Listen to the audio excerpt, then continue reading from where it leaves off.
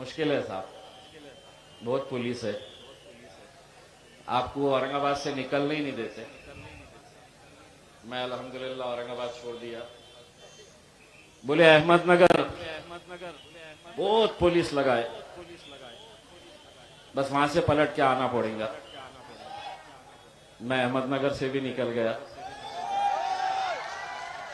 बोले पूना तक तो पहुंच ही नहीं सकते हैं, मैं पूना भी निकल गया।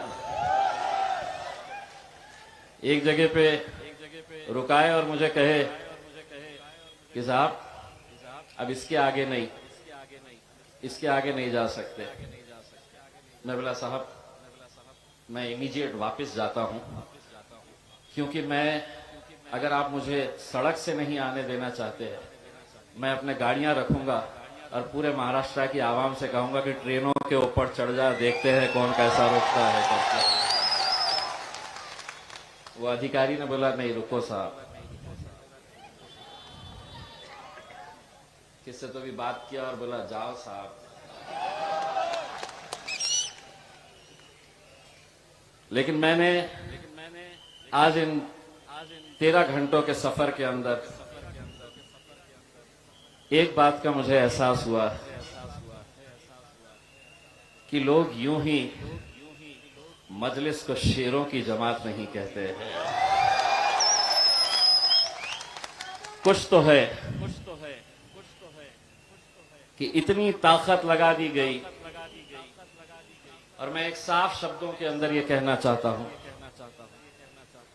और मेरी बात रखने से पहले मैं महाराष्ट्र की और मुंबई पुलिस का तहे दिल से शुक्रिया अदा करना चाहता हूं। मुझे मालूम है कि जो रुकावटें पैदा की गई थी इसमें पुलिस का कोई हाथ नहीं था। आप अपना फर्ज निभा रहे थे, मैं अपना काम कर रहा था, लेकिन कौन लोग थे जो इनके ऊपर दबाव डाल रहे थे कि इम्तियाज जलील और असदुद्दीन अवैसी साहब मुंबई तक नहीं आना चाहिए करके।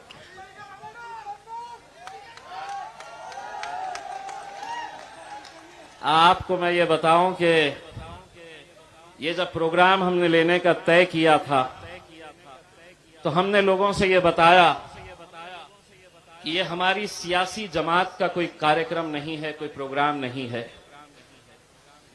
हमने तमाम कांग्रेस के, राष्ट्रवादी कांग्रेस के, समाजवादी पार्टी के, और अब तो शिवसेना भी मुसलमानों की बात करती है, उनके भी नेताओं को हमने कहा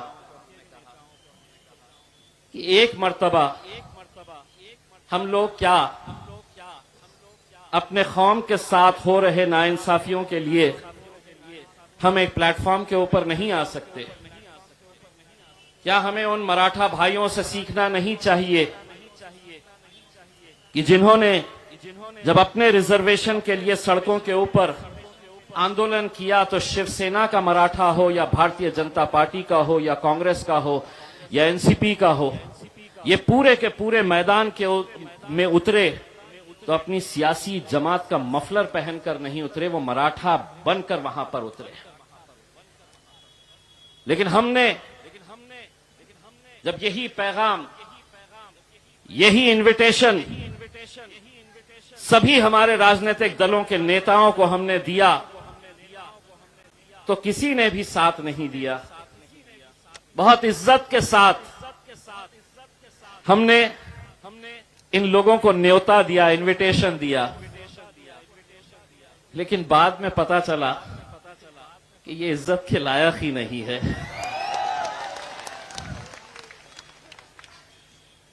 लोगों ने कहा कि क्या कर लेंगे, आप रिजर्वेशन का तो इतना पुराना मामला है, वक्फ की जमीनें अब कहां बची है, आप क्यों इतनी मेहनत कर रहे हैं, क्यों जा रहे? इलेक्शन के वक्त एक बात कही थी, दोबारा ये बात दोहरा रहा हूं, मंजिल मिले ना मिले ये मुकद्दर की बात है, हम कोशिश भी ना करें ये गलत बात है। हम कोशिश करेंगे, पूरी ईमानदारी के साथ कोशिश करेंगे, और जब ईमानदारी के साथ कोशिश करते हैं तो उसका नतीजे कैसे होते हैं, अल्हम्दुलिल्लाह वही एक नतीजा आपके सामने आज आपका बेटा, आपका भाई खड़ा हुआ है। हमने ईमानदारी के साथ मेहनत की। इसीलिए जब लोगों ने मुझसे, पत्रकारों ने कहा कि आप भाषण में असद साहब क्या बोलने वाले हैं, आप क्या बोलने वाले हैं, तो अब हम सिर्फ भाषण करने के लिए नहीं आए हैं। ये जो स्क्रीन लगाए हैं ना, 2 स्क्रीन लगाए हैं, इनको आज उधेड़ने भी वाले हैं और स्क्रीन के जरिए दिखाने वाले हैं कि किस तरह से इस कौम का खेल खेला जाता है। उनकी ही जबानी दिखाने वाले हैं कि इस कौम को किस तरह से एक खिलौना बनाकर रखा गया है, एक रबर स्टैंप की तरह रखा गया है। इलेक्शन आया, आ जाओ फिर अपनी गलियों के अंदर मुसलमानों से वोट मांगने के लिए आ जाओ, सपने दिखाओ कि हम ये दे देंगे, हम वो दे देंगे। इलेक्शन आया, जीत गए, खत्म हो गई बात, हमारा जिक्र भी नहीं होता है। लोगों ने कहा यही वक्त आपने क्यों चुने। एक पत्रकार साहब ने मुझसे कहा कि आप इस पर राजनीति नहीं कर रहे। मैंने कहा 100% नहीं, 200% राजनीति कर रहे हैं हम। और यही वक्त क्यों कर रहे हैं कि पूरे महाराष्ट्र के अंदर नगर परिषद के चुनाव है, दोबारा हमारी चौखटों के ऊपर यही लोग आने वाले हैं। आज जो लोग औरंगाबाद से या पूरे महाराष्ट्र के कोने कोने से आए हैं, हमने किसी को गाड़ी नहीं दी, किसी की गाड़ी के अंदर पेट्रोल नहीं भरा, किसी को पैसा नहीं दिया, लेकिन उसके बावजूद भी इतनी तादाद के अंदर अगर नौजवान बुजुर्ग निकल कर आए तो कहीं ना कहीं उन्हें यह एहसास हो रहा था कि हम जिस मुद्दे को लेकर आगे बढ़ रहे हैं, हमारे आने वाले मुस्तकबिल से यह ताल्लुक रखता है। कहां है वो 93,000 एकड़ जमीन महाराष्ट्र की, 93,000 एकड़ जमीन कहां है वो? किसने किसको बांटा है, किसने किसको बेचा है? अल्हम्दुलिल्लाह 8 महीने हो गए हैं महाराष्ट्र वक्फ बोर्ड का सदस्य हुए, मेंबर बने हुए। इन 8 महीनों के अंदर अल्हम्दुलिल्लाह 9 FIR रजिस्टर करवाया हूं मैंने पूरे महाराष्ट्र के अंदर, 9 FIR। बड़े बड़े धन्ना सेठों के खिलाफ FIR, जो सोचते थे कि हमें कौन रोक सकता है, हम तो पैसों से सबको खरीद सकते हैं और खरीदे हैं। उनके अंदर डर नहीं था, खौफ नहीं था। वो सोचते थे कि हमारा कौन बाल बाका कर सकता है, हम तो पैसों से सबको खरीद सकते हैं। उन्हें क्या मालूम है कि बाजारों के अंदर कुत्ते के बच्चे बिकते हैं।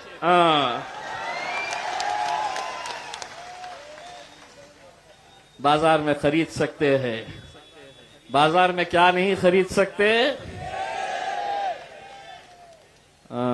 एक है स्टेज पे,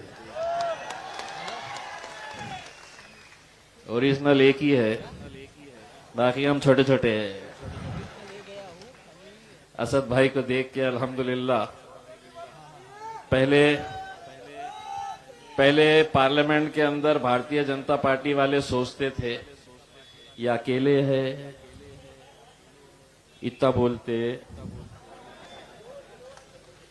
और अब ये भी आ गया, अरे बाबा बाबा बाबा ये तो बहुत ही बोलता है बोले।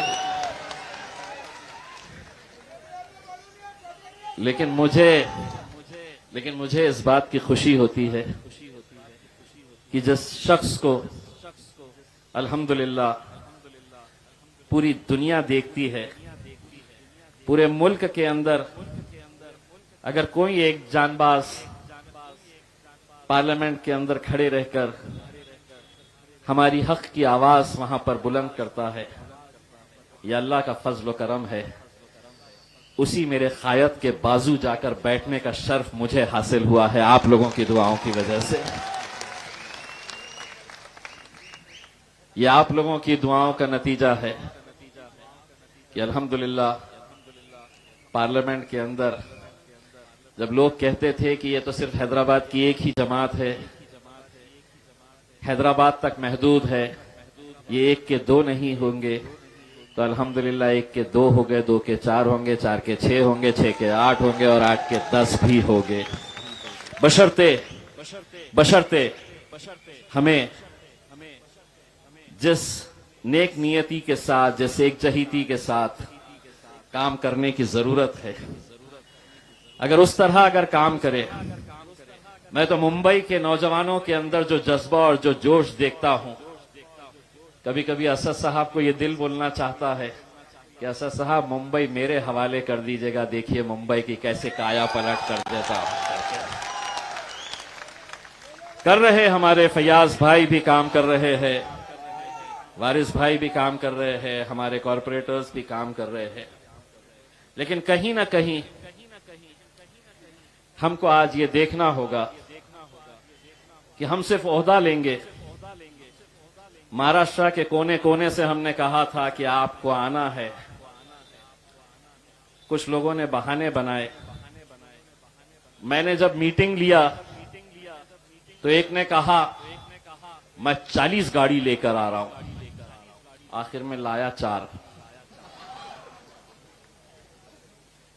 एक ने कहा 20 गाड़ियों का तो नंबर लिख लो साहब, लाया 3। घर को जाना पड़ेगा भैया, काम करोगे तो टिकोगे, नहीं करोगे तो आपको भी जाना पड़ेगा।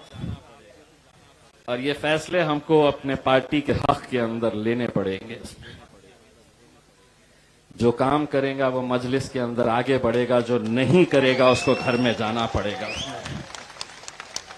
क्योंकि हम ये जब जज्बा और जोश देखते हैं नौजवानों के अंदर, तो हमें भी ऐसा लगता है कि अगर औरंगाबाद से एक एमपी चुनकर आ सकता है तो मुंबई से हम 4 एमएलएस क्यों नहीं चुनकर ला सकते हैं। बशर्ते एक ताकत बनकर खड़े रहने की जरूरत है, हमारे आपसी इख्तिलाफात को खत्म करने की जरूरत है। और अगर हम वो कर पाए तो मैं समझता हूं कि पूरे महाराष्ट्र के अंदर सबसे ज्यादा जरखेज जमीन कहीं पर है तो वो मुंबई के अंदर है, जहां पर हम बहुत अच्छे नतीजे लेकर आ सकते हैं। दोस्तों, ये जब हमने निकलने का फैसला किया, पूरी तैयारी हो गई।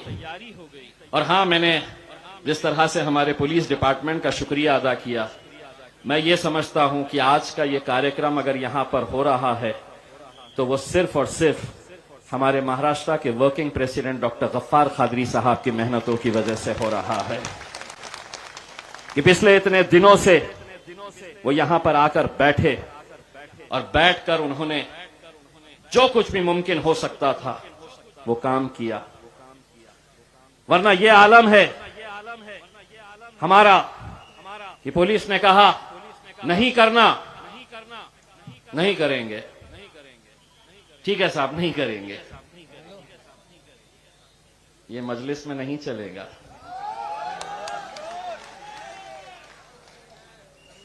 ये मजलिस में कतई नहीं चलेगा। इसीलिए जब अलग अलग जगह के ऊपर हमको रोका जा रहा था तो मुझे मालूम था कि पुलिस को तो बेचारे सामने कर रहे हैं, लेकिन इसके पीछे कौन लोग हैं जिनके अंदर ये डर और खौफ पैदा हो चुका है मजलिस की वजह से कि ये जो बैठे हैं ये तो हमारी जागीर थी, ये हमारे अलावा कहां जा सकते हैं। इनको डर दिखाओ कि अगर हमारे साथ नहीं आए तो भाजपा आ जाएगी, शिवसेना आ जाएगी, हम सेक्युलर है, हमको दो। लेकिन जब उन्हें यह एहसास होने लगा कि अब ये कौम भी बेदार हो चुकी है और इसमें भी वो हिम्मत आ चुकी है कि कल तुमसे ये सवाल करेगी कि जिस मुंबई हाई कोर्ट ने 2014 के अंदर तमाम दस्तावेज देखे, एम्पिरिकल डेटा जिसे कहते हैं, मुसलमानों के ताल्लुक से देखा, पढ़ा समझा, तब अदालत ने यह फैसला लिया, आदेश जारी किया गया कि मुसलमानों का एजुकेशन का परसेंटेज इस राज्य में, इस मुल्क के अंदर सबसे कम है। क्या वजह है कि आज हमारे बच्चे अगर अच्छी तालीम हासिल करना चाहते हैं तो क्या वजह है कि अदालत का फैसला आने के बावजूद भी ये सरकार, ये हुकूमत हमें ये रिजर्वेशन क्यों नहीं दे रही है? मैं और वारिस पठान 2014 से 2019 तक महाराष्ट्र की विधानसभा के अंदर एमएलए थे। उस वक्त कांग्रेस के, राष्ट्रवादी कांग्रेस के, समाजवादी पार्टी के आमदार एमएलए खड़े रहते थे और लड़ते थे बीजेपी के मुख्यमंत्री देवेंद्र फडणवीस से और शिवसेना से लड़ते थे और ये मांग करते थे कि अदालत ने मुसलमानों को 5% रिजर्वेशन दिया है। भारतीय जनता पार्टी, शिवसेना नहीं चाहती है कि इनकी तरक्की हो, मुसलमानों को रिजर्वेशन दो, अदालत ने बोला है। इतने जोरदार भाषण करते थे कि मुझे ऐसा लगता था कि कितने हमदर्द है मेरे कौम के। 2019 के बाद तख्ता पलट गया, अब हुकूमत में आ गए हैं। विरोध में जब थे तो उस भारतीय जनता पार्टी और उस शिवसेना से मांगते थे जिनका मुसलमानों से कोई लेना देना नहीं, जो नहीं चाहते कि इस मुल्क का मुसलमान तरक्की करे, तालीम हासिल करे। लेकिन आज सत्ता के अंदर अगर तुम बैठे हैं, महाराष्ट्र की विधानसभा के अंदर अगर तुम जाकर बैठे हैं, तो तुम्हें वहां पहुंचाने के अंदर यही हमारे गयूर मुसलमानों का हाथ है कि तुम वहां पर जाकर बैठे हैं। लेकिन सत्ता में आते ही तेवर बदल गए। 2 साल से कोई जिक्र नहीं। हमने इंतजार किया कि अब कुछ फैसला करेंगे, तब करेंगे, लेकिन नहीं। जब हमने ये ऐलान किया कि अब हम आएंगे तुमसे सवाल करने के लिए, तो क्या किए? पुलिस वालों को आगे कर दिए, बोले रुकाओ इनको, कैसा तो भी रुकाओ करके। तो मैंने उनको बोला सरकार हमसे डरती है, इसीलिए सरकार हमसे डरती है, इसीलिए पुलिस को आगे।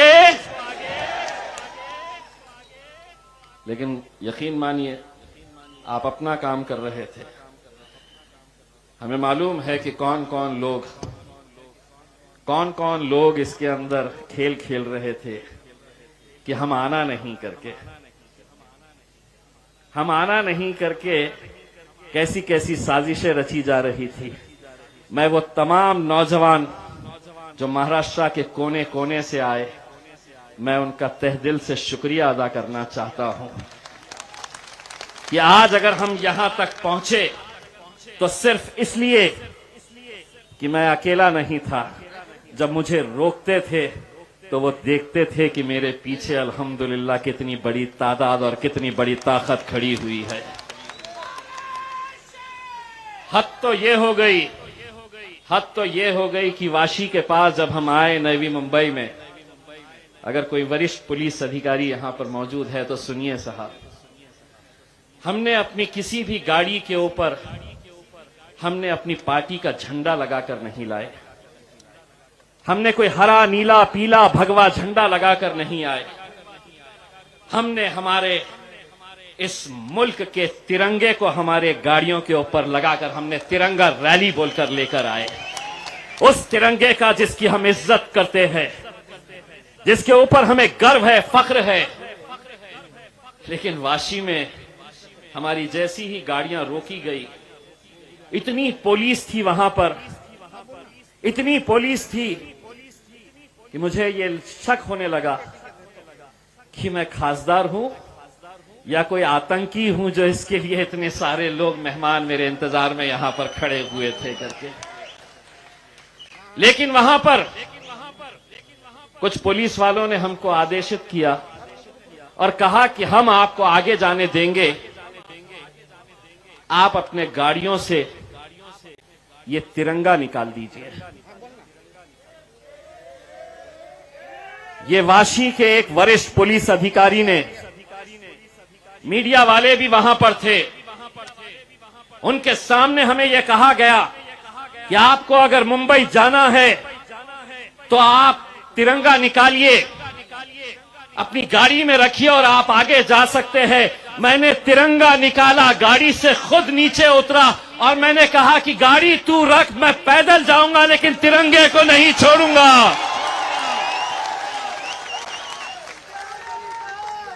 और जब मेरे पीछे मेरे नौजवानों ने अपने अपने हाथ में तिरंगा लेकर हम रोड पे चलने लगे, तब पुलिस वालों को एहसास हुआ कि कुछ गलत हो गया है।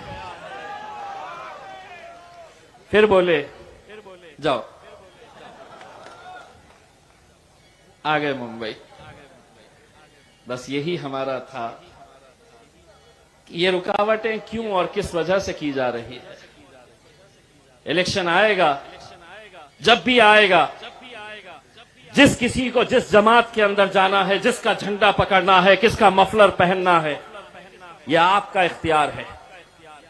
लेकिन एक मर्तबा हम सबको मुसलमान बनकर सड़कों पर उतरने की जरूरत रहेगी मेरे भाइयों। और जब तक हम ये नहीं करेंगे, लोग कहेंगे कि क्या होगा 5% रिजर्वेशन से, क्या नहीं होगा।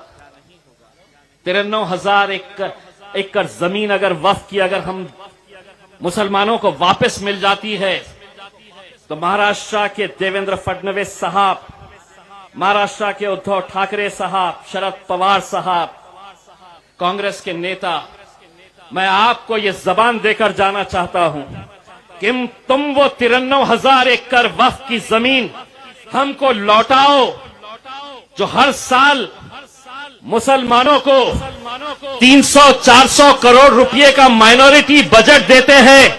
वो बजट नहीं देना, 300 करोड़ तो खैरात में हम तुम्हें दे डालेंगे। वो जमीनें हमारा हक है और इसके लिए एक मूवमेंट चलाने की जरूरत है। आज छोटी सी एक झांकी दिखाए, थोड़े परेशान हो गए।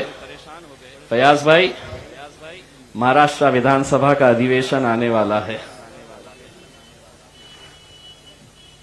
अब एक धरना जो है, जब इनका अधिवेशन रहेगा, जब ये अंदर बैठेंगे तो इनकी बजाने के लिए हम लोग बाहर खड़े रहेंगे।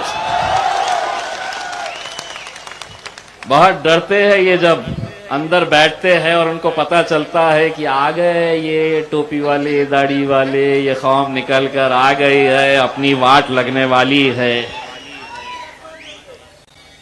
हम सिर्फ इतना कहना चाहते हैं कि ये लोगों ने आप लोगों के साथ कैसा खिलवाड़ किया है। अगर मैं अपनी जबानी अगर कहूंगा तो शायद आप लोगों को यकीन नहीं होगा।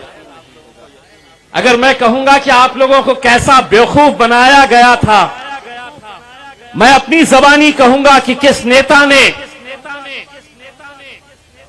चाहे वो नवाब मलिक साहब हो, आरिफ नसीम खान साहब हो, अबू आसिम साहब हो,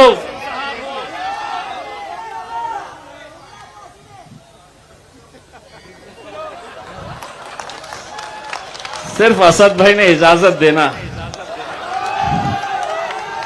अगला इलेक्शन तो इम्तियाज जलील उनके खिलाफ मुंबई में आके तुम्हारे घर के अंदर लड़के जाएगा और निकाल के जाएगा इंशाअल्लाह।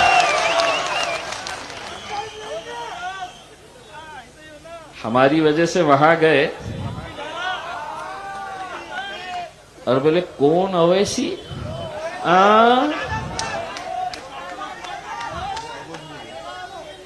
पप्पा। भूल गए। लेकिन मैं यहां जाने से पहले सरकार को यह बताना चाहता हूं कि ये मुद्दे, देखिए इस मुल्क के अंदर मुसलमान माइनॉरिटी के अंदर सबसे बड़ी मेजॉरिटी है। अगर ये मुल्क को तरक्की करना है तो मुसलमानों को पीछे छोड़कर ये मुल्क कभी तरक्की के रास्ते पर नहीं जा सकता है। अगर हमको इस मुल्क को आगे बढ़ाना है तो हमारे इन मुसलमान भाइयों की तरक्की के बारे में भी सोचना पड़ेगा, और ये सरकार की जिम्मेदारी है। सरकार में जो बैठे लोग हैं उनके जो करतूते हैं वो मैं आपको दिखाऊंगा, लेकिन सरकार हमसे कितनी डरती है इसका अंदाजा मुझे कल रात में हुआ कि कल रात में सरकार ने एक नोटिफिकेशन जारी किया और रात में 12 बजे वो नोटिफिकेशन मुझे भेजा गया। आप अगर पढ़ेंगे तो आपको ये समझ में आएगा कितना डरती है। क्या लिखे है मालूम नोटिफिकेशन में? बोले मुंबई में ओमिक्रॉन है, तो इसीलिए ओमिक्रॉन की वजह से 11 तारीख यानी कि आज और 12 तारीख ये 2 दिन कोई भी धरना, कोई भी सभा, कोई भी सम्मेलन नहीं होगा। 2 दिन के लिए